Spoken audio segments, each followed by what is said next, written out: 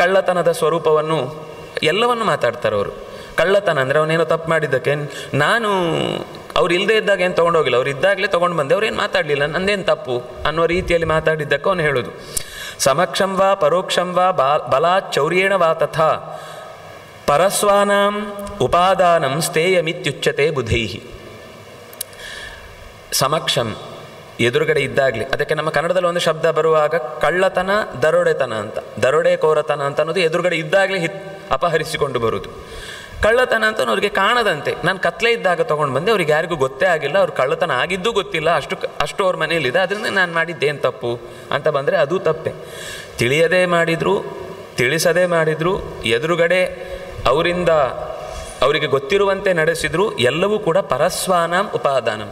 ಕಳ್ಳತನದ ಒಂದೇ ಒಂದು ಲೈನ್, ನಮ್ಮದಲ್ಲದ ಸೊತ್ತನ್ನು ನಮ್ಮದಾಗಿಸಿಕೊಳ್ಳುವ ಪ್ರಯತ್ನ ಏನಿದೆ ಅದು ತಿಳಿದಾಗಲಿ ತಿಳಿಯದೇ ಆಗಲಿ ತಿಳಿಸಿ ಆಗಲಿ ತಿಳಿಸದೇ ಆಗಲಿ ಏನು ಮಾಡಿದರೂ ಅದು ಸ್ಥೇಯ ಅಂತಲೇ ಅನ್ನಿಸಿಕೊಳ್ಳುತ್ತೆ. ಅಂದರೆ ಅವರು ಸಣ್ಣ ಸಣ್ಣ ವಿಷಯ ಅಂತ ನಮಗೆ ಅನ್ನಿಸ್ಬೋದು, ಆದರೆ ಎಲ್ಲದರ ವಿಚಾರವನ್ನು ಕೂಡ ಬಿಡಿಸಿ ಹೇಳುವುದರಲ್ಲಿ ಒಂದು ಸ್ಪಷ್ಟತೆಯ ನಿರೂಪಣೆಯ ವಿಷಯದಲ್ಲಿ ಎಲ್ಲ ಕಡೆಯೂ ಅವರದ್ದು ಒಂದು ವಿಶಿಷ್ಟವಾದ ಗಮನ ಇದೆ ಅನ್ನೋದು ಗೊತ್ತಾಗುತ್ತೆ. ಮುಂದೆ ಈ ಎಲ್ಲ ತಪ್ಪು ಕೆಲಸಗಳನ್ನು ಮಾಡಿದಾಗ ಪ್ರಾಯಶ್ಚಿತ್ತ ಅನ್ನೋದು ಹೇಗೆ ಅಂತ ಹೇಳುವ ಮಧ್ಯದಲ್ಲಿ ಕಳ್ಳತನ ಅಂತ ಬಂದಾಗ, ಅಲ್ಲ ಬಂಗಾರ ಇಷ್ಟು ಚಿಕ್ಕ ಭಾರದ ಕದಿಯುವುದು, ನೀವು ಅದಕ್ಕಷ್ಟು ದೊಡ್ಡ ಶಿಕ್ಷೆ ಯಾಕೆ ಕೊಡಬೇಕು ಅನ್ನುವ ರೀತಿ ಬಂದಾಗ, ಕಳ್ಳತನದ ವಸ್ತು ಚಿಕ್ಕದು ದೊಡ್ಡದು ಪ್ರಶ್ನೆ ಅಲ್ಲ, ವಸ್ತುವಿನ ಲೆಕ್ಕಾಚಾರ ಹಾಕುವುದನ್ನು ಹೇಳ್ತಾರೆ. ನಾವು ಇವತ್ತು ಗುಲಗುಂಜಿ ಅಂತ ಲೆಕ್ಕದಲ್ಲಿ ಏನು ನೋಡ್ತೇವೋ ಅದು ಹೇಗಾಗುತ್ತೆ, ಸ್ವರ್ಣದ ಲೆಕ್ಕಾಚಾರ ಹೇಗೆ, ಸಾಸಿವೆಯಿಂದ, ಉದ್ದಿನಿಂದ, ಗುಲಗುಂಜಿಯಿಂದ, ಕಡಲೆಯಿಂದ ಹೇಗೆ ಅದನ್ನು ಅಳಿಬೇಕು ಅನ್ನೋದಕ್ಕೆ ಒಂದು ಅದರ ಅಳತೆಗೋಲನ್ನು ಒಂದಿಷ್ಟು ವಿವರ ಕೊಡ್ತಾರೆ.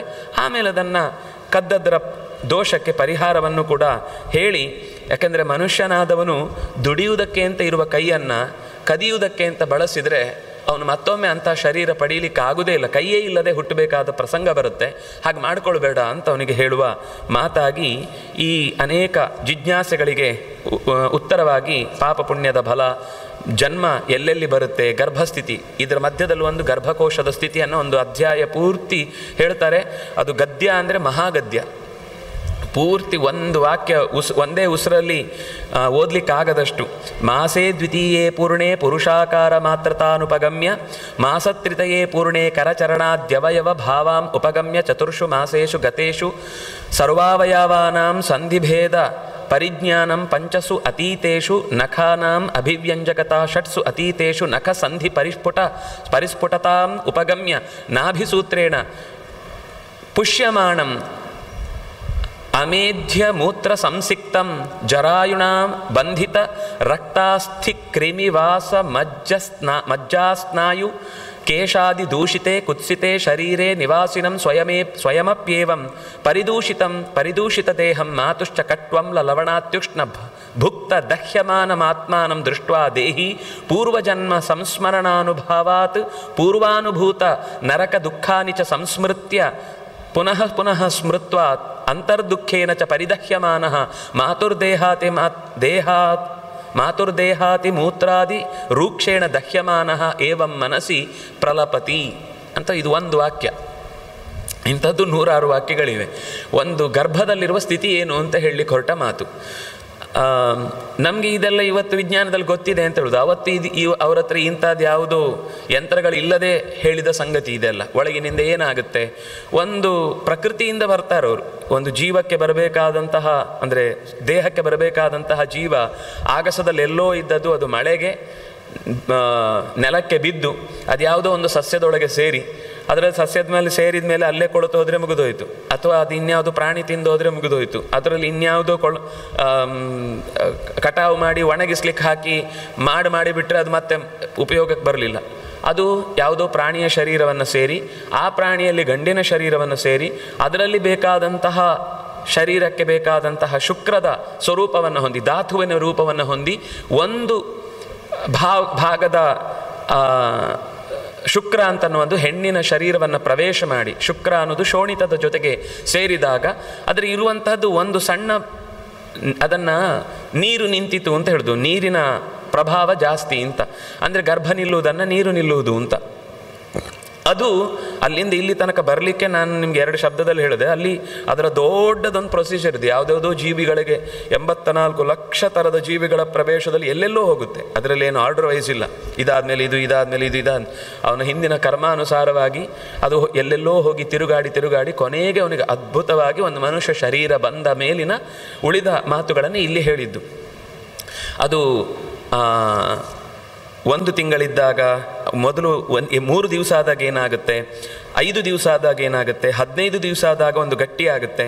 ಅಲ್ಲಿಯ ತನಕ ಅದು ನೊರೆಯ ಥರ ಇದ್ದದ್ದು ಗಟ್ಟಿ ಆಗುತ್ತೆ. ಗಟ್ಟಿ ಆದಾಗ ಅದಕ್ಕೊಂದು ಮತ್ತು ಆಕೃತಿಯ ರೂಪದಲ್ಲಿ ಒಂದು ಪಿಂಡದ ರೂಪಕ್ಕೆ ಬರುತ್ತೆ. ಆಮೇಲೆ 2 ಮಾಸ ಆದಾಗ ಏನೋ ಒಂದು ದೂರದಲ್ಲಿ ಒಂದು ವ್ಯಕ್ತಿಯನ್ನು ನೋಡಿದರೆ ಒಬ್ಬ ವ್ಯಕ್ತಿ ಇರಬಹುದು ಅಂತ ಅನ್ನಿಸುವ ಸ್ಥಿತಿ ನಮ್ಗೆ ಹೇಗೆ ಕಾಣುತ್ತೋ ಅದು ಗರ್ಭದಲ್ಲಿ ಹಾಗೆ ಒಂದು ಪುರುಷಾಕೃತಿಯನ್ನು ಪಡೆಯುತ್ತೆ. 3 ಮಾಸ ಆದಾಗ ಕೈಗಳು ಸೀಳಿಕೊಳ್ತವೆ, ಕಾಲುಗಳು ಸೀಳುತ್ತವೆ. ಅದಾದಮೇಲೆ 4 ಮಾಸ ಆದಾಗ ಆ ಅವಯವದಲ್ಲಿರುವ ಸೂಕ್ಷ್ಮತೆಗಳು, ನೀವು ಕಲ್ಲಿನಲ್ಲಿ ಕೆತ್ತನೆ ಮಾಡುವಾಗ ಹೇಗೆ ಕ್ರಮವಾಗಿ ಒಂದೊಂದೇ ಹಂತವಾಗಿ ಮೊದಲು ಅದೊಂದು ಅವನಿಗೆ ಮೊದಲು ಶರೀರಕ್ಕೆ ಬೇಕಾದ ಆಕೃತಿ, ಕಲ್ಲು ಎಷ್ಟೇ ದೊಡ್ಡದಿದ್ರು ಆ ಇಡೀ ಕಲ್ಲನ್ನು ಹಾಕಿ ಮಾಡಿದ್ರು. ಅವನಿಗೆ ಯಾವ ಆಕೃತಿಗೆ ಬೇಕೋ ಅದನ್ನು ಉಳಿದದ್ದೆಲ್ಲ ತೆಗೆದು ಬಿಡ್ತಾನೆ. ಆ ತೆಗಿತಾ ಹೋದಾಗ ಮೊದಲು ಮುಖ ಕೈ ಕಾಲೆಲ್ಲ ಮಾಡಿದ್ರು, ಒಂದು ಸರ್ತಿ ಪೂರ್ತಿ ಆಕೃತಿಯನ್ನು ತೆಗೆದುಕೊಳ್ತಾನೆ. ಆಮೇಲೆ ಅದನ್ನು ಕೈ ಭಾಗ ಯಾವುದು, ಕಾಲಿನ ಭಾಗ ಯಾವುದು, ಆಮೇಲೆ ಅದರ ಮೊದಲೇ ಬೆರಳು ಮಾಡಿಟ್ಟಿರಲ್ಲ, ಉಗುರು ಮಾಡಿಟ್ಟಿರಲ್ಲ, ರೆಪ್ಪೆ ಮಾಡಿಟ್ಟಿರಲ್ಲ, ತುಟಿ ಮಾಡಿಟ್ಟಿರಲ್ಲ, ಮುಖದ್ದು ಇಷ್ಟು ಭಾವ ಇರುತ್ತೆ. ಆಮೇಲೆ ನಿಧಾನಕ್ಕೆ ಕಣ್ಣಿನ ಭಾಗ, ಮೂಗಿನ ಭಾಗ, ಕೆನ್ನೆಯ ಭಾಗ ಎಲ್ಲ ತೆಗೆದು ಅದನ್ನು ಚೆನ್ನಾಗಿ ಉಜ್ಜಿ ಮಾಡಿದರೆ ಒಂದು ಆಕೃತಿ ಬರುತ್ತೆ ಅಂತ ಅನ್ನುವ ಕಲ್ಪನೆ ಏನಿದೆ. ಅದೇ ಕ್ರಮದಲ್ಲಿ 1 ಮಾಸದಲ್ಲಿ ಏನಾಗುತ್ತೆ, 2.5 ತಿಂಗಳಾಗುವಾಗ ಸಾಮಾನ್ಯ ಹೃದಯ ಬಡಿತ ಶುರುವಾಗುತ್ತೆ. ವಸ್ತುತಃ ಜೀವ ಅನ್ನೋದು ಆ ಗಂಡಿನ ಶರೀರದಿಂದ ಪ್ರವೇಶ ಆಗುವಾಗಲೇ ಜೀವ ಪ್ರವೇಶ ಆಗಿದೆ. ಅದರದ್ದು ಯಾವ ಜೀವ ಅಂತ ಅನ್ನೋದು ಅಲ್ಲಿಯ ಮತ್ತೆ ಕರ್ಮಬಂಧದ ವ್ಯವಸ್ಥೆಯಲ್ಲಿ ಲಕ್ಷಗಳ ಅದು ಜೀವಿಗಳ ಸಂಖ್ಯೆಯಲ್ಲಿ ಯಾವುದೋ 1 2 ಅಲ್ಲಿ ಅವಕಾಶ ಸಿಗುತ್ತೆ, ಅದು ಬದುಕಿ ಉಳ್ಕೊಳ್ಳುತ್ತೆ. ಅದರಲ್ಲಿ 2 ಇದ್ದಾಗ ಅದರಲ್ಲಿ ಮತ್ತೆ ಹೋರಾಟ ನಡೆಯುತ್ತೆ. ಸ್ವಲ್ಪ ದಿವಸ ಕೆಲವೊಂದು ಉಳಿಯುತ್ತೆ, ಕೆಲವೊಮ್ಮೆ 2 ಹಾಗೆ ಗಟ್ಟಿಯಾಗಿ ಉಳ್ಕೊಂಡು ಬಿಡುತ್ತೆ, ಅಥವಾ ಒಂದು ನಾಶವಾಗುತ್ತೆ. ಹೀಗೆ ಅದರ 2 ಅಥವಾ 1 ಯಾವುದೇ ಒಂದು ಸ್ಥಿತಿ ಇದ್ದಾಗಲೂ 5 ಮಾಸ ಆಗುವಾಗ ಅದಕ್ಕೆ ಮನಸ್ಸಿನ ಪೂರ್ಣ ಪ್ರವೇಶ ಉಂಟಾಗಿ ಆ ಕತ್ತಲೆಯ ಕೋಣೆಯಲ್ಲಿರುವಂತಹ ಪ್ರತಿಯೊಂದು ಕ್ಷಣದ ಅನುಭವವನ್ನು ಅವನು ಅನುಭವಿಸ್ತಾನೆ. ತಾಯಿ ಬೇಕು ಅಂತನೋ ಬೇಡ ಅಂತನೋ, ಬಿಸಿನೋ ತಣ್ಣಗೆನೋ, ಅಡ್ಡಕ್ಕೋ ಉದ್ದಕ್ಕೋ, ಸಿಕ್ಕಿದ್ದೋ ಖಾರವೋ ಏನು ತಿಂತಾಳೋ ಅದನ್ನು ಆ ಮಗು ಕೂಡ ಅನಿವಾರ್ಯವಾಗಿ ಅನುಭವಿಸಬೇಕಾಗತ್ತೆ. ಅವಳೇನೋ ಖುಷಿಗೆ ಜೋರಾಗಿ ಎಗರಿದ್ಲು ಅಂದರೆ ಅದು ಹೊಟ್ಟೆಯಲ್ಲಿದ್ದಕ್ಕೂ ಭಾರಿ ಕಷ್ಟ ಆಗುತ್ತೆ, ಏನಾಯಿತು ಅಂತ ಗೊತ್ತಾಗಲ್ಲ, ಒದ್ದಾಟ ಪಡ್ತಾ ಇರುತ್ತೆ. ಆಗೆಲ್ಲ ಅದಕ್ಕೆ ಯೋಚನೆ ಬಂದು ಮನಸ್ಸಿ ಪ್ರಲಪತಿ ಅಂದ್ಕೊಳ್ಳುತ್ತಂತೆ, ಇನ್ನೊಮ್ಮೆ ಈ ಕತ್ತಲೆಯ ಕೋಣೆಗೆ ನಾನು ಬರಬಾರ್ದು. ಪ್ರತಿ ಕ್ಷಣವೂ ಇಲ್ಲಿ ಸಾವಿನ ಮಹಾ ಅನುಭವವನ್ನು ಪಡೆದು ನನಗೆ ಎಲ್ಲ ಅಂದರೆ ಅದು ಸಜೀವ ಆಗಿದ್ದರೆ ಹಿಂದಿದ್ದೆಲ್ಲ ನೆನಪಾಗಿ ಮತ್ತೆ ಈ ತಪ್ಪಾಗಬಾರ್ದು ಅಂತ ಅದಕ್ಕೆ ಮುಂದೆಯೂ ಜಾತಿ ಸ್ಮೃತಿ ನೆನಪಿರುತ್ತೆ. ಇಲ್ಲ ಅಂದರೆ ವ್ಯಥೆ ಪಡುತ್ತೆ, ಸಿಕ್ಕಾಪಟ್ಟೆ ವ್ಯಥೆ ಪಟ್ಟು ಇನ್ನೊಮ್ಮೆ ಬರಬಾರ್ದು ಅಂತ ಪ್ರತಿಜ್ಞೆ ಮಾಡುತ್ತೆ.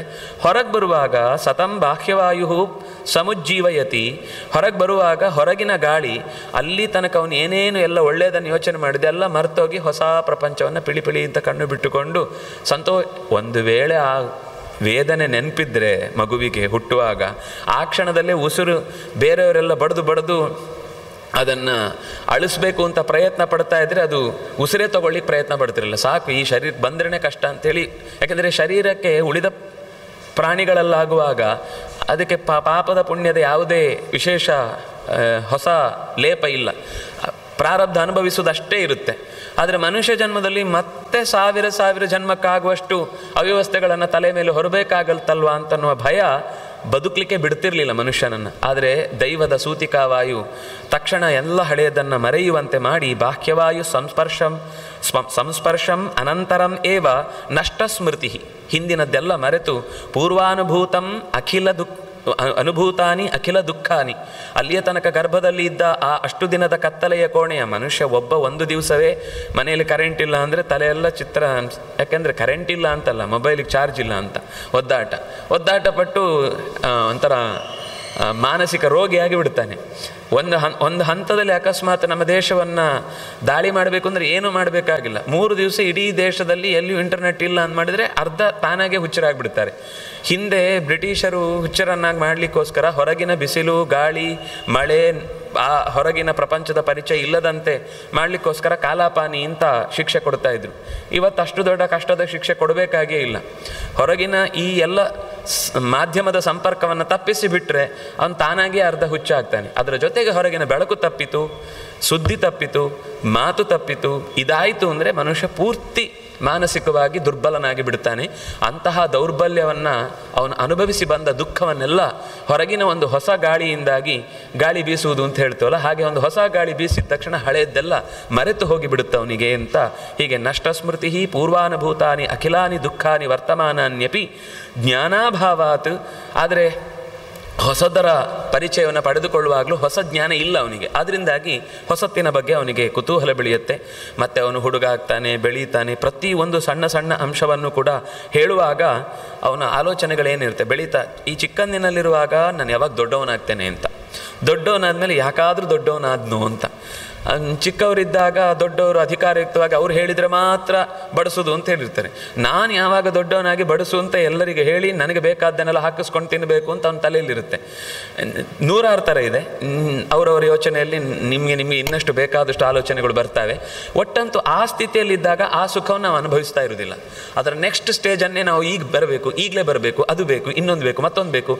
ಆಮೇಲೆ ಅದು ಕಳೆದು ಹೋದ್ಮೇಲೆ ಅದೇ ಚೆನ್ನಾಗಿತ್ತು, ಈ ಜವಾಬ್ದಾರಿ, ಈ ವ್ಯವಸ್ಥೆ ತಂದು ಹಾಕಬೇಕು, ದುಡ್ದು ಹಾಕಬೇಕು. ಮಕ್ಕಳಿಗೆ ದುಡಿದು ಹಾಕೋದು ಗೊತ್ತಿರಲ್ಲ. ಕಿಸೆಯಿಂದ ಅದು ಈಗಂತ ಅದು ಗೊತ್ತಿರಲ್ಲ, ಗೀಚಿದ್ರೆ ಬರುತ್ತೆ ಅಂತ, ಕಿಸಕ್ಕಂತ ಗೀಚಿದ್ರೆ ಅಲ್ಲಿಂದ ಉದುರುತ್ತೆ ಅಂತ. ಅವ್ರು ಕಷ್ಟಪಡಬೇಕು ಅದು ಗೊತ್ತಿರಲ್ಲ. ಅಂಥ ಸ್ಥಿತಿಯಲ್ಲಿ ನಾವು ಯಾವಾಗ ಗೀಚ್ತೇವೆ ಅಂತ ಯೋಚನೆ ಮಾಡ್ತಾ ಇರ್ತೇವೆ ಮಕ್ಕಳು. ಆದರೆ ದೊಡ್ಡವರಾದ್ಮೇಲೆ ಇದು ಗೀಚಿದ್ರೆ ಬರುವಂಥದ್ದಲ್ಲ, ಮೊದಲು ಅದಕ್ಕೊಂದು ಆ ಕಡೆಯಿಂದ ಇನ್ನೊಂದೆಲ್ಲ ತುಂಬಿಸಿಡಬೇಕು. ಅದಕ್ಕಿಂತ ಹೆಚ್ಚು ಗೂಬೆಗಳ ಥರ ಅದರ ಮುಂದೆ ತಾನು ಒಂದು ಡಬ್ಬ ಗ್ಲಾಸ್ ಹಾಕೊಂಡು ಕೂತಿದ್ರೆ ಮಾತ್ರ ಕುಟುಕುಟು ಅಂತ ಕುಟ್ಟಿದ್ರೆ ಇನ್ಯಾವುದೋ ದೇಶದ ಇಲ್ಲಿ ಕಷ್ಟಪಟ್ಟ ಸಂಪಾದನೆ ವಿದ್ಯೆಯನ್ನೆಲ್ಲ ಇನ್ಯಾರಿಗೋ ಮಾರಿ ನನ್ನತನವನ್ನು ಕಳ್ಕೊಂಡು ಕ್ಯಾಂಪಸ್ ಸೆಲೆಕ್ಷನ್ ಅನ್ನುವ ಚಿನ್ನದ ಪಂಜರದೊಳಗೆ ಸಿಕ್ಕಿ ಹಾಕಿಕೊಂಡು ಒದ್ದಾಟ ಪಟ್ಟು ಅವ್ಯವಸ್ಥೆ ಪಟ್ಟ ಮೇಲೂ ನನ್ನತನ ಇಲ್ಲವೇ ಇಲ್ಲ, ನನಗೋಸ್ಕರ ಏನೂ ಇಲ್ಲ, ನಮ್ಮವರು ಗೊತ್ತಿಲ್ಲ. ಒಟ್ಟು ಗೂಬೆ. ಅದು ಒಂದು ಎದುರುಗಡೆ ಏನು ಮಾತಾಡದ ಯಂತ್ರ, ಇದು ಒಂದು ಇನ್ನೊಂದು ಯಂತ್ರ ಆಗಿ ಕೊನೆಗೆ ಅರ್ಥ ಆಗುತ್ತೆ, ಇದನ್ನು ಮಾಡಲಿಕ್ಕೋಸ್ಕರ ನಾನು ಇಷ್ಟೆಲ್ಲ ಕಷ್ಟಪಟ್ಟದ್ದು ಅಂತ. ಅಂದರೆ ಇದನ್ನೆಲ್ಲವನ್ನು ಈ ಶಬ್ದಗಳಿಲ್ಲದೆ ಹೋದರೂ ಮಮ ಮೂಲಧನಂ ನಾಸ್ತಿ, ಡೆಪಾಸಿಟ್ ಮಾಡಿಡಬೇಕಿತ್ತು, ಮಾಡಲೇ ಇಲ್ಲ ನಾನು. ವೃಷ್ಟಿಶ್ಚಾಪಿ ನ ವರ್ಷತಿ, ಅಯ್ಯೋ ಸರಿಯಾದ ಕಾಲಕ್ಕೆ ಮಳೆನೇ ಬರ್ತಾ ಇಲ್ಲ. ಅಶ್ವಃ ಪಲಾಯಿತಃ ಕುತ್ರ, ಅಯ್ಯೋ ನನ್ನ ವಾಹನ ಎಲ್ಲೋ ಹೊರಟೋಯ್ತಲ್ಲ, ವಾಹನದ ಲೋನೇ ತೀರಿಸಲಿಲ್ಲ, ವಾಪಸ್ ತೊಗೊಂಡೋಗ್ಬಿಟ್ರ, ಅಯ್ಯೋ ಮುಗ್ದೇ ಹೋಯ್ತಾ, ಅಥವಾ ನನ್ನ ಕುದುರೆ ಎಲ್ಲೋಯ್ತು. ಆ ಕಾಲದ ವ್ಯವಸ್ಥೆಯಲ್ಲಿ ವಾಹನ, ಈ ವ್ಯವಸ್ಥೆಯಲ್ಲಿ ಇನ್ನೇನೋ ಒಂದು, ನನ್ನ ಗಾಡಿಯಲ್ಲಿ ಗಾಳಿ ಇಲ್ಲ ಅಂತ ಏನೋ ಒಂದು. ಗಾವಹ ಕಿನ್ನಾಗತಾ ಮಮ, ಅಯ್ಯೋ ನಾನು ಮಕ್ಕಳನ್ನು ಹೊರಗೆ ಕಳಿಸಿದೆ, ವಾಪಸ್ ಬರಲಿಲ್ಲ. ಹಸುವನ್ನೆಲ್ಲೋ ಹೊರಗಟ್ಟಿದ್ದೆ, ಮರಳಿ ಬರಲೇ ಇಲ್ಲ. ಈ ಥರದ ನೂರಾರು ಥರದ ದಿಗ್ವಿಧಿಂ ದಿಗ್ಭಾಗ್ಯಹೀನಂ ಮಾಂ ಕಿಮರ್ಥಂ ವಿದಥೇ ಚ ದೈವಮೀಕ್ಷಿ ಅಕ್ಷಿಪತಿಂ. ದೈವವನ್ನು ಬೈಕೊಳ್ತಾ ವಿಧಿ, ಹಳಾದ ವಿಧಿ, ಭಾಗ್ಯವಂತರಾಗಿಲ್ಲ ನಾವು ಅಂತ ನೂರಾರು ಥರದ ತನ್ನ ವೇದನೆಗಳನ್ನು ಎಲ್ಲರ ಮುಂದೆ ಎಲ್ಲರನ್ನೂ ಹೊಣೆಯಾಗಿಸ್ತಾ ತಾನು ಹೊಣೆಗಾರ ಅಲ್ಲ ಅನ್ನುವ ರೀತಿಯಲ್ಲಿ ಮಾತಾಡ್ತಾ ನಾವು ಬೈಯೋದು ಭಾಳ ಚೆನ್ನಾಗಿದೆ. ಇಲ್ಲಿ ಒಂದು ಎಲ್ಲ ಕಾಲ ಸರಿ ಇಲ್ಲ, ಸಮಾಜ ಸರಿ ಇಲ್ಲ, ಶಿಕ್ಷಣ ಸರಿ ಇಲ್ಲ, ರಾಜಕೀಯದವರು ಸರಿ ಇಲ್ಲ, ಅಧ್ಯಾಪಕರು ಸರಿ ಇಲ್ಲ, ವ್ಯವಸ್ಥೆ ಸರಿ ಇಲ್ಲ. ಆ ವ್ಯವಸ್ಥೆಯಲ್ಲಿ ಇರೋದು ಯಾರು? ನಾವೇ. ಆ ಕಾಲದಲ್ಲಿ ಇರೋದು ಯಾರು? ನಾವೇ. ಆ ಸಮಾಜ ಯಾರು? ನಾವೇ. ನಮಗೆ ಬೈಕೊಳ್ಳಿಕ್ಕೆ ಗೊತ್ತಾಗ್ತಾ ಇಲ್ಲ, ಅದಕ್ಕೆ ಯಾವುದು ವಾಪಸ್ ಬೈಯಲ್ವೋ ಅವ್ರಿಗೆ ಬೈದ್ಬಿಡೋದು.